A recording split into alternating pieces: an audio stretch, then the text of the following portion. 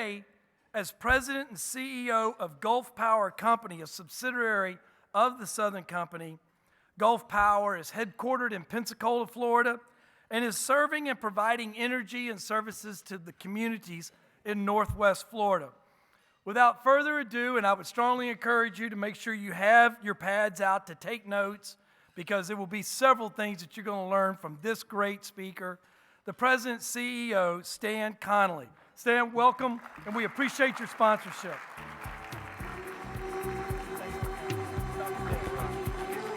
All right, good afternoon. Make sure this is on. Can you hear me well? All right, well, it's wonderful to be with you today. I hope you'll allow me just to wander this stage a little bit. I feel more comfortable just walking and talking to you. Look, I know my place here. It's the lunch hour. I grew up in a small southern town and learned several lessons from the church that I grew up in. One of those key lessons was the pastor's not supposed to mess with the lunch hour. So I want to be sure I don't mess with your lunch hour too badly, and I hope that I can enlighten you on a few thoughts around leadership. But first, let me say how pleased I am to be here and to thank the organizing committee for this. I was able to speak with several before I came on stage. I sense an energy with FEDC right now that I haven't felt in the last 3 years. Now, maybe that's my fault. Maybe I wasn't around it enough or engaged enough. But I sense an energy about this event and what you're doing that I think is very meaningful and noteworthy. And let me commend you on that. Many of you in this room worked so hard to make that happen, and I want to thank you on behalf of Gulf Power Company and all the other sponsors for making our investment worth our while. Okay? So thank you for that. Look, I also, yeah, that's well done, Bill. I also recognize that I'm sort of sandwiched in between a lot of other leaders today. I appreciate Bill and Jesse and Frank and Chris earlier spending time talking from their perspective. And after lunch, you've got another leader, a good friend of mine, Grace Swope, is going to speak. So I do feel sandwiched, no pun intended, in between great leaders. And I'll do my best to represent what they have already talked about and hopefully something that means something to you around economic development. The title of my conversation, Leading in Our Communities, is very purposeful. It's leading in our communities. Now, you can all define community a little differently. We all come from various parts of the state. We're all attached to various organizations. But at the end of the day, there's something very, very, very specific Gulf Power Company believes in, and that's when our communities are healthy, we will be healthy. Our company will be healthy. Many of you probably can say the same thing. And so the perspective of my conversation is just that, leading in our communities. Because I think at the end of the day, where Floridians identify home is where they feel the most passion, and you serve them in those communities so well. And so I want to talk from that perspective. I do want to give you a very brief, and I do mean very brief, overview of who we are. Many of you know us. I've got some teammates, some Northwest Florida teammates in the crowd. I call them the home team, and I hope to represent you well. But let me quickly educate the rest of the crowd here who we are and what we do. Obviously, we're one of 4 investor-owned utilities in our state. You see our territory here, the Northwest Florida region, Florida Panhandle. A little bit about our company. You see 2,600 megawatts, 7,500 square miles of territory. The most important thing on that slide is 71 towns and communities. Everyone with its own identity. They certainly recognize their hometown as part of a bigger region, but back to what I said earlier about making sure our communities are healthy, I really do think that's our largest mission, is working with those 71 towns and communities, making sure they have what they need, not the least of which is reliable, cost-effective electricity. That's obviously a part of our job, but working with them to grow their community and make it all the more healthy. One of the areas that we have worked hard to do that is economic development. And I get often asked, what's your role? So folks that maybe come from other states or other regions and haven't seen the electric utility provider or the utility in that region get engaged in economic development with you in those communities, kind of wonder why we do that. Quickly, I like to talk about several points and explain why. So certainly there is a regional focus, right? We get to serve 8 counties. FP&L serves a huge geographic area. Duke does the same. Tampa Electric, very, very similarly. We have the sort of unique benefit in some of our regions of being able to see across county lines, see across organizational boundaries. You all know what I'm talking about, right? It's not always that easy. See across different economic development associations or authorities or commissions. We do carry a unique perspective sometimes in that regard, and that regional focus, I think, helps us connect dots across those lines. We also recognize that our success, our business success, growth, much like yours, is linked to the success of those communities. When those communities are growing, we are growing. And so there's a common or shared vision for that community that ties to our business success. So certainly that is an internal focus. I like to say this too, we're not going anywhere. So you hear all this talk about going overseas or moving headquarters, those kinds of things. I can't pick up that transmission line and take it to Brazil. It's an integral link of the grid that serves our customers. We're in this for the long run. And I do think this is a long-term conversation when we talk about growth and the success in our communities and the role we play as leaders in our communities. Certainly, that long-term investment we think is best maximized when we can share it with as many customers as possible.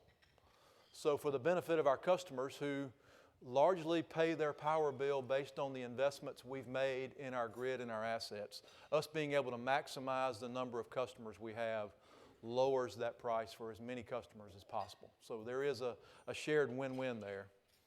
And then lastly, we hear this all the time, and I would challenge you to find many publications who do good research and do good political or public opinion polling.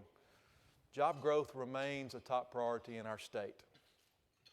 We've seen it in our footprint. I recently saw where the Florida Chamber published a new public opinion poll said the same thing. It's been that way for a while. It remains that way today. Job growth is important to our communities and to our customers. And one way we have found to help with that job growth is making sure that the region is recognized within the state and globally. Quickly, Florida First Sites is a program that Gulf Power Company has sponsored in partnership with several in this room to make sure we're marketing our region, marketing sites that are ready to be occupied. Not just property, not just acreage, but sites that have been reviewed by a nationally certified or nationally accredited site consultant to say, yes, there are things that are about that site ready, the utilities are ready, the permitting is ready. It's more ready to be occupied and have people up in business than before. We're glad to have 8 sites. Many of the folks in this room have helped get here. Bill, thank you for your partnership in all this. This is just one way we think we can help in that region. So enough about us. Let me quickly move to the conversation of leadership. And I think this visual says a lot about the conversation I want to have with you. Now, I don't row, never have rowed, know very little about what you call the people in that boat other than rowers, maybe. But look, I think there's some symbolism here. I'd follow this up with leadership is about creating followership. And I think in the roles many of you play, in fact, roles every single one of you plays, whether you have leader in your title or you're leading from wherever you are, I think there's lessons to be learned from this picture and hopefully from the message I'm going to share with you shortly. You know, you look at the 8 people in that boat that have a paddle in their hand. They probably don't even call it a paddle, right? I don't know what it's called. It looks like a paddle to me. The 8 people that have that paddle in their hand, they're rowing to go backwards. That's interesting, isn't it? And there's somebody in the front of that boat who probably has a title too, that many in this room, and I would submit to you, probably is the leader of that organization, okay? But let's think about why people choose to follow leaders. I submit to you trust probably is one of those. A vision people believe in is one of those. And a mission that everyone buys in to know what the outcome will be at the end of that mission. You know, they get in that boat to compete. And there is a finish line somewhere to the right of that screen that they're all rowing towards. They're rowing in unison. But you know, much like many that follow us, they don't necessarily understand or can see exactly where they're going. Many of our communities, based on the initiatives you bring to them, don't necessarily see the end in mind the way you do as their economic development leader and professional. And I think the person on the left-hand side of this boat is having to paint a vision for the team that you're rowing in the right direction. You're rowing in unison. Sometimes that's hard back in our communities to row in unison, isn't it? But you, as an economic development leader, have an obligation to your community to serve those Floridians that you live with and the constituents that you serve there in your local jurisdictions, to paint that vision, to get everybody on board, to get everybody rowing in the same direction, developing that trust and that vision. Now let's remember as we go through this conversation, and I quickly want to share 3 thoughts with you around leadership, that people choose to follow people they believe in and missions they believe in. And in the form of that, I have 3 quick messages around leadership I want to share with you. 3 quick thoughts that to me are part of building that fellowship. And I'm going to try to relate it back to what many of you do in and day out. But there's a test, and I'm going to pick on a few folks in this group to start this conversation. It goes, when I grow up, I want to be a blank. So Chris Hart, what did you want to be when you grew up? A ski. I'm not surprised by that. I can see the long hair on the slopes in Colorado. I get it. Okay, ski instructor. Grace Woke.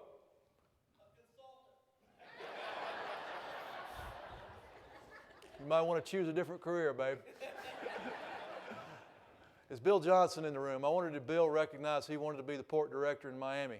Was that on your list, Bill? Yeah, when you were 2 or 3 years old, you thought you wanted to be the port director? Bill had vision. Let's give him that, right? Look, all of us in this room can fill in that blank for whatever. I wanted to be an architect. Now, that quickly died when I got to the college of my choice, and they called it architorture. Decided to bail out of that school and go over somewhere else. But look, I bet nobody in this room said this. Servant. How many of you took the high school test that said, you're going to grow up to be a servant? I don't see any hands going up. How many of you went home, mom and dad, said, you know, I'm going to go to college to be a servant? What's that degree going to lead to?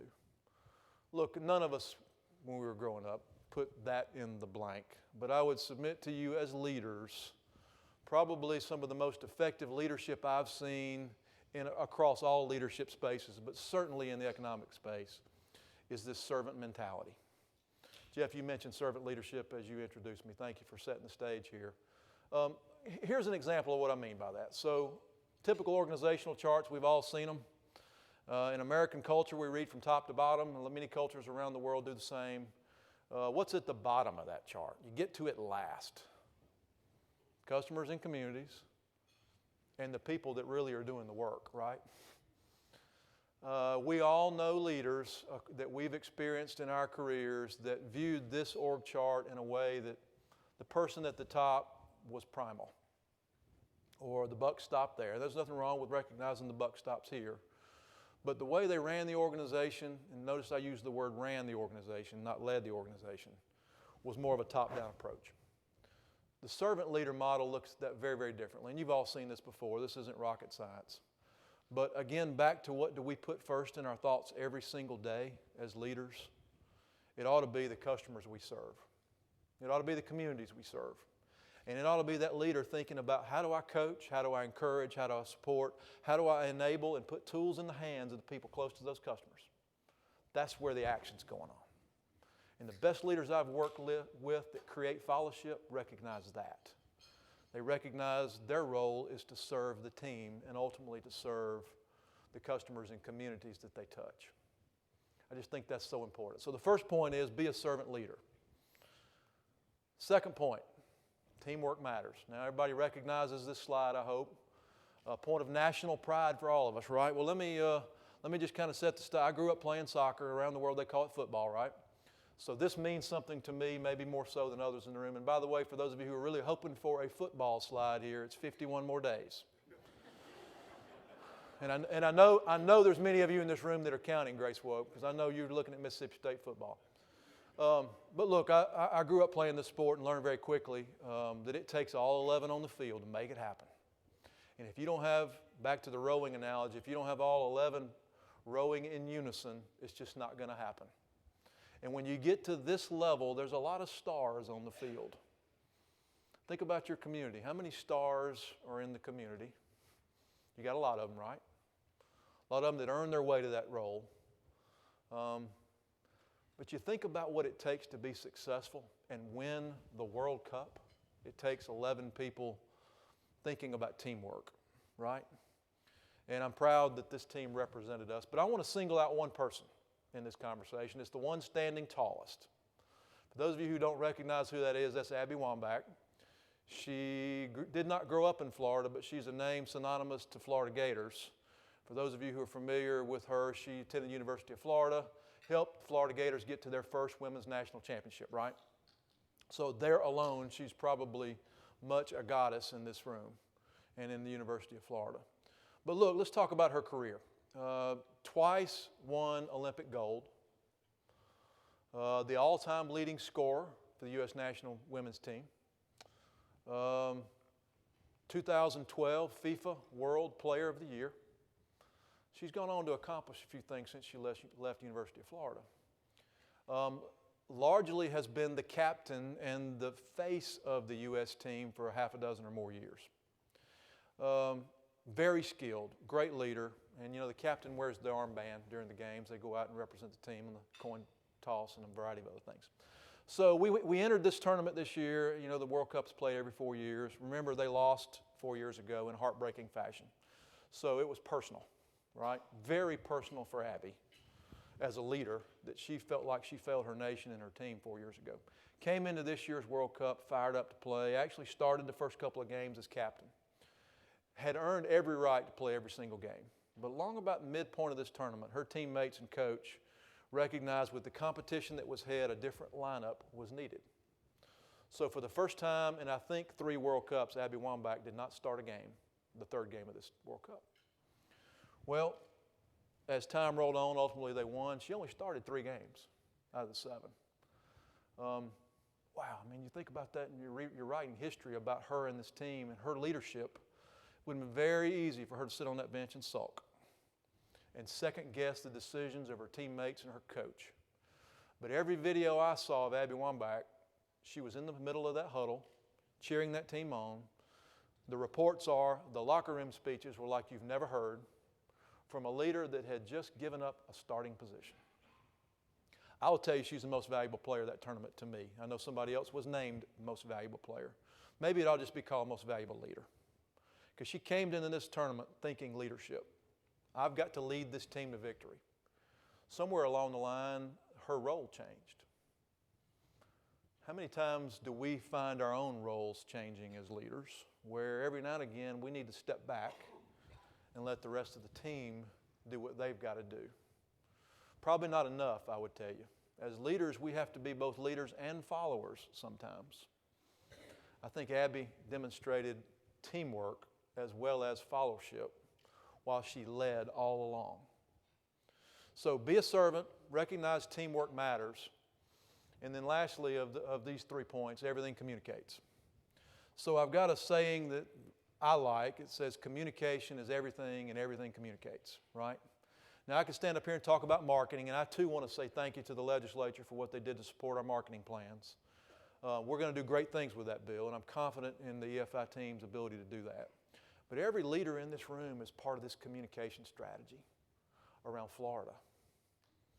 You know, and many people are watching what we are doing as leaders to shape the message. Now, let's quickly talk about shaping the message. I think an overriding message for us is seen on that sign that many people, in fact, anyone that's paying attention comes into our state sees. It says we're open for business. But what does that mean? I mean, communication's in the eye of the beholder many times. When they hear we have great tax policy, what does that mean? I think we do have great tax policy. In fact, CEO Magazine, that many of you helped influence the fact that Florida was named the #2 state by CEOs for business, recognized tax policy as one of the major advantages we have. I'll tell you, we're not perfect. We're good, Chris. We're not great. We've got to keep working on tax policy. And leaders recognize that and help shape the message. Workforce readiness. We're good there. But if you go look at the rankings by CEO Magazine on workforce quality as it relates to this, it was the lowest ranking of the 3. In fact, I don't know that we were even in the top 10 when it came to workforce quality. Leaders recognize that. And by the way, leaders also recognize the full supply chain to workforce readiness. Ladies and gentlemen, it starts at a very early age And if you're not engaged in the education process, pre-K in your communities, this is personal and free, then I think we're missing some of the opportunity to improve workforce readiness. That's a long-term plan, but we've got to be involved. Availability of product, I've kind of hit on that already, so I won't repeat that. I would like to camp here for a second, long-term confidence. I think that's part of our job as leaders when we communicate, is to communicate what we believe to be the long-term vision. We're going to have debates. We're going to have disagreements. That's good. Good policy comes from that. Good long-term strategy comes from that. But I'll remind you that every debate we have doesn't have to be on the front page of the newspaper. Believe me, there are prospects looking at this state today that read that newspaper. Now, that's nothing against the media reporting on what we do. That's the obligation they have, and we ought to partner with them on that. But sometimes you as a leader need to think about how you have the debate and what message that sends. What does that communicate to your community and to the prospects and the customers you're serving? I think that's really important. So these are kind of the what's of communication. So, and I'd wrap up quickly just to summarize. Be a servant leader, teamwork matters, and everything communicates. I want to come back to another element of communication here in just a second. If you'll indulge me, I want to share one more message from my teammates. I've got some of them in the room with me today. I'm proud to work alongside them and support them where I can. But back on communication, who communicates and how they communicate sometimes makes the difference, right? We all know that. We produced a little video at Gulf Power Company that is intended to be shown to new teammates when we bring them into the company, when we integrate them, when we're talking about who we are and how we behave. It would be one thing for me to stand in front of those new teammates and have that message as a leader. I think it's even more impactful for them to hear people they're going to work alongside. So what you're about to see is a quick video that summarizes what we call Southern Style. Southern Company is our parent company, hence the name Southern. But style is how we do business every day in our towns, our communities, and with our customers. Take a listen to this and then I'll wrap up.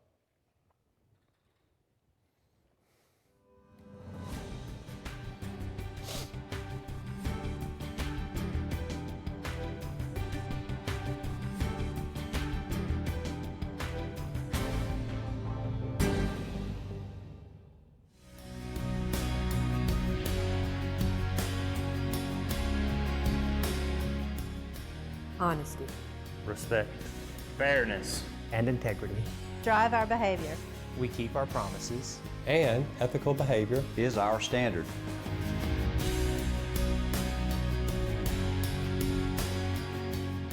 We are dedicated to superior performance throughout our business. Our priorities are safety first, teamwork, diversity, and continuous improvement through strong leadership.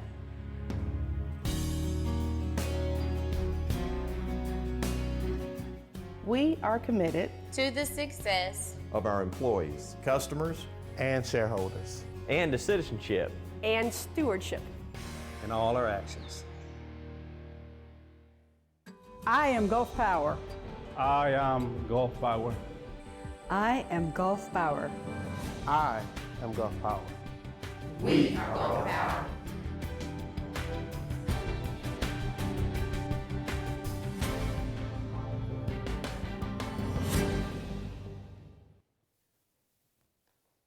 All right, thank you. Look, I appreciate you indulging me with that. I don't want this to come across as a Gulf Power advertisement, but I show it to you to emphasize the message around leadership, that how you communicate sometimes matters more than other elements of the communication. I'm looking at, 24 different teammates that just told the story of how they do business. I tell you, I think that says something powerful about a culture when you can have them sharing the message versus me sharing the message, or other senior leaders in the corporation. And in fact, I think there's an analogy here. So as I think about our own state and the message of who we are, by the way, I think the most important word in what they just told us was we. We are Gulf Power. Look across this map. Many of you could say, we are Florida's Great Northwest. We are the Tampa Bay Partnership. We are the Beacon Council.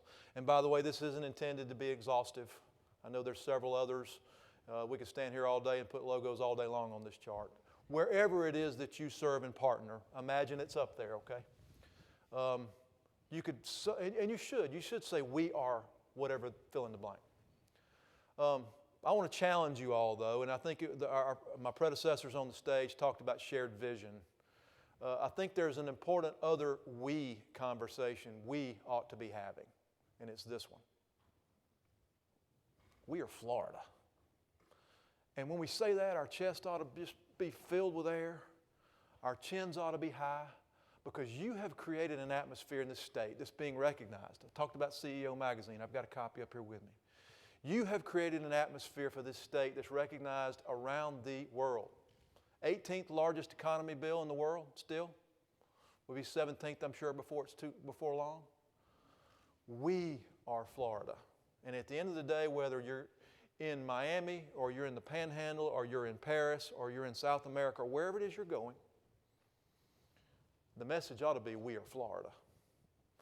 And much like our friends in Texas, anybody here from Texas? I'm sure some of you passed through Texas. I saw a hand go up in the back. You know, how long does it take to find out you're in Texas when you go to Texas? Am I wrong? You know you're with a Texan when you're with a Texan. And you know when you cross that state line, you're in Texas. Whether it's the marketing plan that we're about to share around the world, or it's just your one-on-one conversations as a leader of this great state, sharing the wares of this great state, I hope you will share, we are Florida.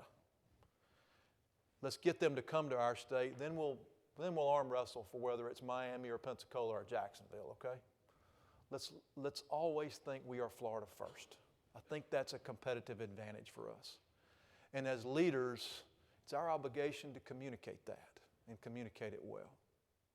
Look, I'm proud to be on your team. I get the honor of working with Bill Johnson on the Enterprise Florida Board and others of you in this room in our part of the state or in other organizations.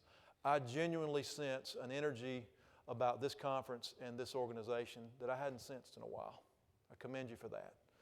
But join with the other organizations that we've talked about today, and let's be Florida, okay? I'm proud to be on your team. Thank you for letting me come talk to you today.